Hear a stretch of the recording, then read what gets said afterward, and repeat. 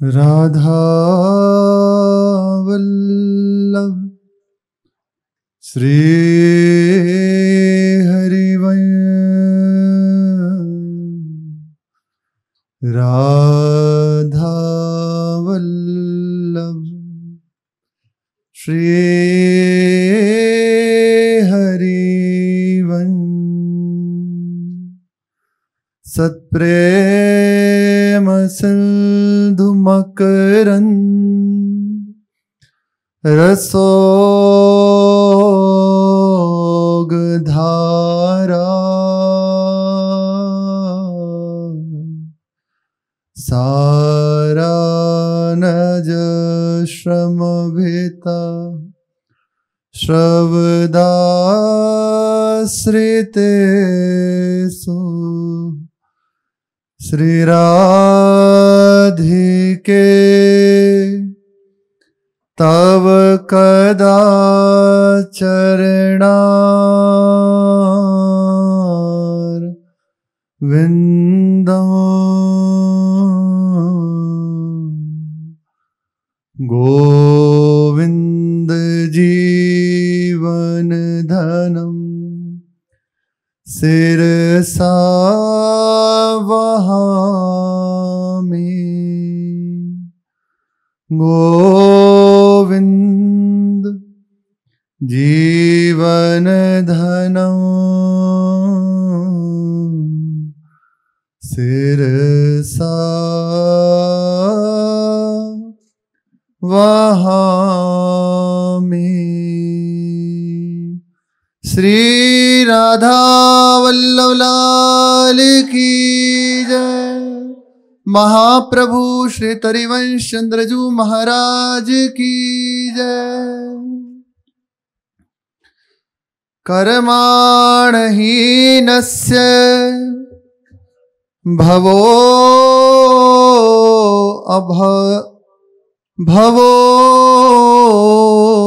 भवस्य ते दुर्गाश्रयो अथिराय भयात् पलायना कलात्मनो यत् प्रमदायुताश्रया स्वात्मन्रते खिद्यति धीर विधामिह। श्री उद्धव जी महाराज भगवान की स्तुति करते हुए कह रहे हैं, प्रभु आप निःस्पृह हैं, लेकिन फिर भी आप कर्म करते हैं। कोई कामना नहीं है फिर भी कर्म रहते हैं, कोई चाह नहीं है फिर भी कर्म रहते हैं, अजन्मा होकर भी जन्म लेते हैं, कालरूप होकर भी शत्रु के डर से भागते हैं। श्री उद्धव जी भगवान से कह रहे हैं, और द्वारिका के महलों में जाकर छिप जाते हैं, तथा आत्माराम होकर 16,000 रानियों से विवाह करते हैं, उन सबको सुख प्रदान करते हैं। आपके इन विचित्र चरित्रों को देखकर बड़े बड़े विद्वान उनकी बुद्धि भ्रमित हो जाती है। वे भी आपकी इन लीलाओं को अपनी बुद्धि के द्वारा समझने में असमर्थ हैं। वे भी आपकी इस लीला चरित्र के रहस्य को नहीं जान पाते। ऐसे आप हैं परमहंस शिरोमणि श्री नरसिंहाश्रम स्वामी जी महाराज। इनके द्वारा समस्त देवन वासियों को यह ज्ञात पहले ही हो चुका है कि श्री व्यास मिश्र जी के यहाँ भगवान स्वयं वंशी सहित अवतरित हो रहे हैं, प्रियाजू की सखी अवतरित हो रही है। और महाप्रभु जी जब से प्रकट हुए हैं तो अलौकिक चरित्र हैं उनके संपूर्ण, प्रकट होते ही ऐसा दिव्य प्रभाव समस्त म्लेच्छ जनों के हृदय में भगवत भाव प्रकट हो गया। बिना प्रयास के उनका हृदय में धर्मरथ, धर्म की बात, धर्म मार्ग में चलने की वृत्ति जागृत हो रही है। समस्त म्लेच्छ जन राधा नाम का उच्चारण कर रहे हैं, कीर्तन कर रहे हैं। और जो गर्भगृह में थे उन्होंने देखा कि जिस समय महाप्रभु जी प्रकट हुए हैं एक अलौकिक प्रकाश पुंज प्रकट हुआ है। कुछ देर तक संपूर्ण जो ग्रह था, गर्भगृह था, वहां कुछ और दिखाई नहीं दिया, केवल एक प्रकाश पुंज, अलौकिक चरित्र। फिर श्री महाप्रभु जी द्वारा चरणामृत का हट, अनेकों लीला पीछे श्री जी ने श्रवण कराई। कोई संदेह नहीं है इनमें, प्रेमी जनों को कोई संदेह नहीं होता। लेकिन भगवान जिसे जानना चाहें वही समझ सकता है। ऐसी लीला करते हुए जैसे भगवान अवतरित होते हैं, और मानव जैसी लीला कई बार करते हैं कि सब जन उसे देख सकें, सबकी दृष्टि गोचर हो सके। गरुड़ जी को जिस समय भगवान राम को नागपाश से बांध दिया तो गरुड़ जी को भ्रम हो गया कि ये भगवान है तो मैं बंधन मुक्त क्यों कर रहा हूं, ये भ्रम हो गया। फिर काकभूषुंडी जी के पास जाते हैं, माता सती जी को भ्रम हो गया। तो ऐसे ही कई बार भगवान जब आचार्य रूप से प्रकट होते हैं तो सबको सहज में भगवत भाव थोड़ी रहता है, या संत जन जो विराजमान है उनके प्रति सबके हृदय में भगवत भाव थोड़ी रहता है कि साक्षात भगवान है। अगर ऐसी बात हो जाए तो सामने मोक्ष रखा हुआ है, सामने कल्याण रखा हुआ है, कोई साधना करनी पड़े पर नहीं हो पाता। मनुष्य बुद्धि रहती है, उनकी चेष्टाओं में, उनकी क्रियाओं में ऐसा नहीं करना चाहिए, ऐसा करना चाहिए, वो क्योंकि बुद्धि हमारी उनके उस रहस्य को स्पर्श थोड़ी कर पा रही है। गुरुजनों की चेष्टाओं में हो जाता है कि ऐसा क्यों, पर वो सर्वथा अलौकिक लीलाएं हैं। उनकी प्रत्येक लीलाएं केवल एक दिव्य लीला है जिसके श्रवण, उनका कीर्तन, उनमें सम्मिलन सीधा भगवत प्राप्ति है। इसमें कोई संशय नहीं। विश्वास इन चरित्रों से ही होता है। सुन के एक ज्ञानु नाम के भक्त थे और ये श्री नरसिंहासन स्वामी जी के ही कृपा पात्र थे। इन्हीं के द्वारा इन्हें भगवत भजन की रीति मार्ग प्राप्त हुआ। ज्ञानु नाम भक्त एक मरमी, हित पद नेह सिद्ध दृढ़ धर्मी, समुझतु पूरब जन्म कहानी, इन्हीं मुख सुन्यो चहे कछु बानी। हित धर्म में दृढ़ है, उपासना में लगे हुए हैं, मर्म को जानते हैं। महाप्रभु जी प्रकट हुए हैं, श्री नरसिंहासन स्वामी जी के द्वारा सुना है। समस्त देवनवासी पधारे थे जब श्री नरसिंहासन स्वामी जी आए तो सबके सामने स्पष्ट आज्ञा में सुना है कि भगवान ने कहा है कि हम अवतरित होंगे अपनी वंशी के साथ, तुम निश्चिंत हो जाओ। ये आज्ञा सबने सुनी और ये तो उन्हीं के शिष्य हैं, शिष्यत्व ग्रहण किए हुए हैं। लेकिन कई बार ऐसा होता है भगवान अपने ही जनों के द्वारा अपना प्रकाश कराते हैं, वो दिखाते हैं, क्योंकि उनकी उस बात को दूसरा कोई नहीं बता सकता। उनके निज जन ही उस रहस्य को, उनकी महिमा को प्रकाशित कर सकते हैं। श्री ज्ञानु जी वयोवृद्ध और भजन में लगे हुए, बहुत अच्छे भजन में लगे हुए। महाप्रभु जी ने जो जो लीलाएं करी, प्रिया प्रीतम को प्रकट, झूलन लीला, ये सब जैसे जैसे महाप्रभु जी की दिव्य लीलाएं हुई वैसे वैसे संपूर्ण देववन में और भी विस्तार होने लगा, सुयश बढ़ने लगा। सब जन आते महाप्रभु जी के दर्शन करते, ये भी देखते आते, और कोई भी भ्रम नहीं कि ऐसा नहीं है। श्री नवरंगी लाल जी ठाकुर जी को प्रकट किया, कहीं कोई भ्रम नहीं।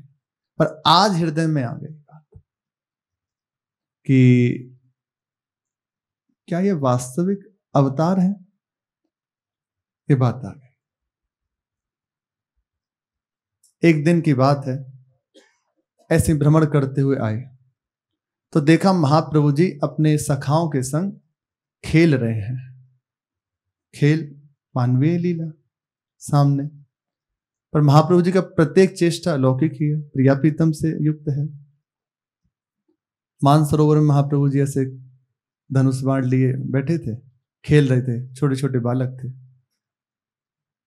तो देखा नाहरमल जी ने सामने से, तो अंदर आई की बात कि महाप्रभु जी खेल रहे हैं। फिर उसे गौर कर दिया और प्रणाम किया, तो महाप्रभु जी सकुचा गए और वो बालक जो थे वो भी छुप गए। उन्हें बड़ा हृदय में क्षोभ हो कि मेरे कारण गुरुदेव को विक्षेप पड़ा, उनकी लीला में विक्षेप हुआ।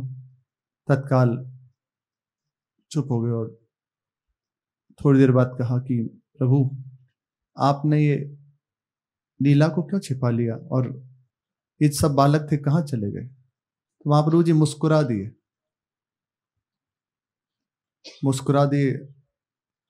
कुछ कहा नहीं। थोड़ी देर बाद देखा कि वे बालक महाप्रभु वो यमुना जी में स्नान कर रहे हैं, और महाप्रभु जी से कह रहे हैं आ जाओ स्नान करना। गए महाप्रभु जी वैसे ही उनके साथ साथ स्नान कर रहे हैं। तो एक बार डुबकी लगाई और जब बाहर आई तो देखा प्रिया प्रीतम सखियों के संग में और महाप्रभु जी सामने। तो देख के कि तो इनकी लौकिक लीला भी अलौकिक है, हर समय श्यामा श्याम। तो महाप्रभु जी जो लौकिक लीला कर भी रहे हैं वे दिव्य है, श्यामा श्याम से युक्त है, इसमें कहीं कोई। पर इन नेत्रों से देखना बड़ा है, पार्थिव नेत्रों से नहीं देखा जा सकता। उन्हीं की कृपा दृष्टि न को क्यों ना पाई, उनका आश्रित होकर उन्हीं की कृपा से जाना जा सकता है। स्पष्ट कई बार सुना है, वस्तु सामने विराजमान है, कोई भी नियम नहीं है ऐसे जाओ ले लो, पर नहीं ले सकते।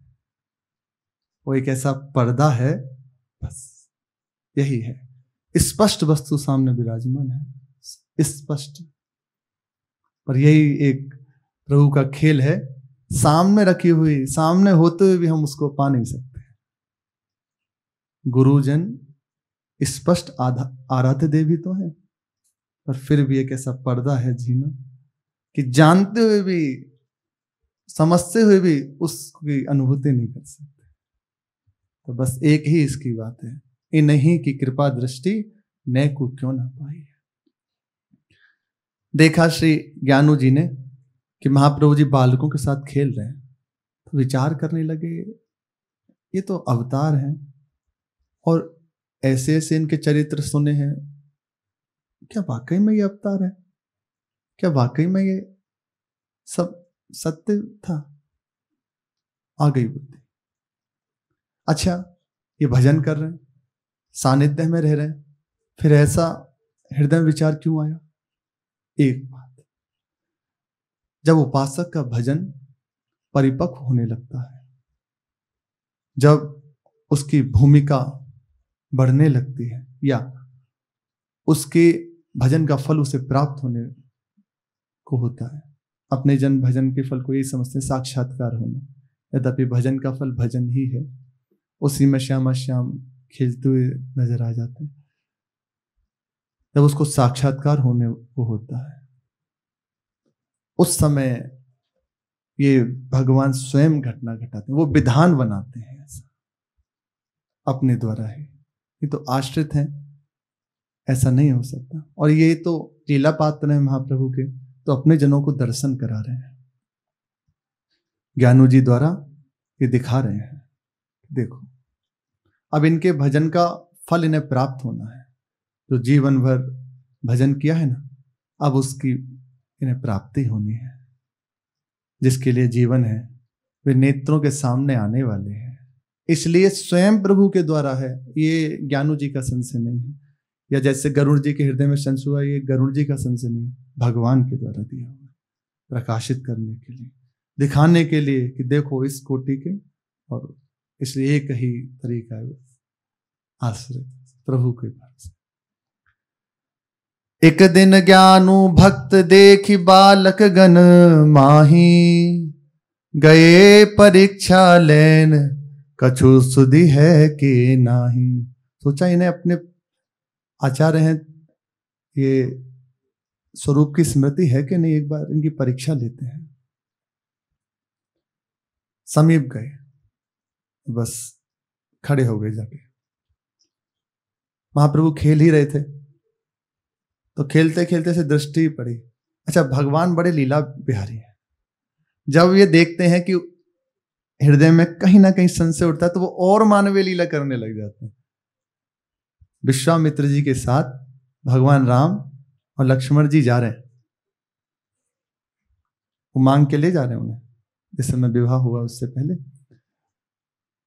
तो पहुंचे, रास्ते में देखा एक सरोवर था, और बड़े सुंदर उसमें कमल खिले हुए हैं, बतख हैं, खेल रहे हैं सब। विश्वामित्र जी के हृदय में आई कि ये इतने सुकुमार हैं, सुकोमल हैं, ये वाकई में भगवान है। अब जो ही ये बात आई, तो भगवान ने तुरंत लीला कर दी। पूछा, प्रभु हमारी इच्छा हो रही है सरोवर में खेलने। तत्काल ही जो ही हृदय में संशय वृत्ति आई कि वाकई में भगवान है, हमें कैसे विश्वास हो। और पूछा ही नहीं, कहते कहते बहुत हट किया और उतर गए सरोवर में। और दोनों जन जैसे बतख के पास जाते हो, भागता आगे उनके पीछे पीछे पकड़ने के लिए दौड़ते। बुद्धि काम करना बंद कर दी। बाद में जब करुणा कृपा हुई और फिर अपनी महिमा का अनुभव कराया। भगवान यदि कराना चाहे, इसे कह रहे हैं स्पष्ट वस्तु सामने विराजमान है, उन्हीं की कृपा दृष्टि, ये अद्भुत बात है। नए को क्यों ना पाइए, वे करुणा कर दें तो ही हृदय में आ सकते हैं, कोई रास्ता नहीं है दूसरा। कितना भी कह लो, सुन लो, बुद्धि लगा लो, वहीं खड़े हो जाओगे आके, इन्हीं की कृपा दृष्टि। लालजू महाराज जब दुर्वासा ऋषि पहुंचे तो सोचने लगे, सुना है परम ब्रह्म का अवतरण हुआ है। रमण रीति में विराजमान थे, भगवान अपने मित्र सखाओं के संग खेल रहे थे, छोटे से हैं, धूल में खेल रहे, कैसे ऐसे हो सकता है, निश्चित नहीं है। अब प्रभु ने लीला करी, समीप आके खड़े हो गए।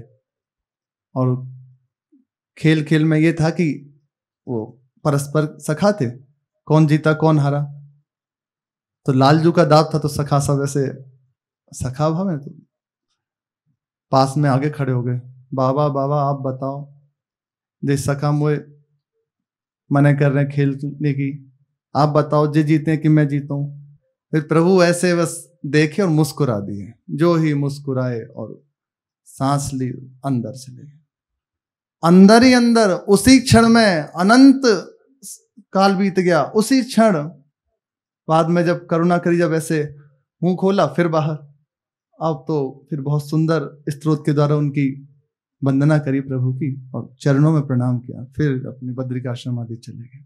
ब्रह्मा जी की बुद्धि फिर गई, प्रार्थना करके मना रहे हैं, भगवान आप पधारो। उनके हृदय में आ गई बात कि धूल दूषित, ये कैसा ब्रह्म है, नहीं, और बछड़ों का हरण कर लिया। केवल प्रभु कृपा करके संभाले रखे।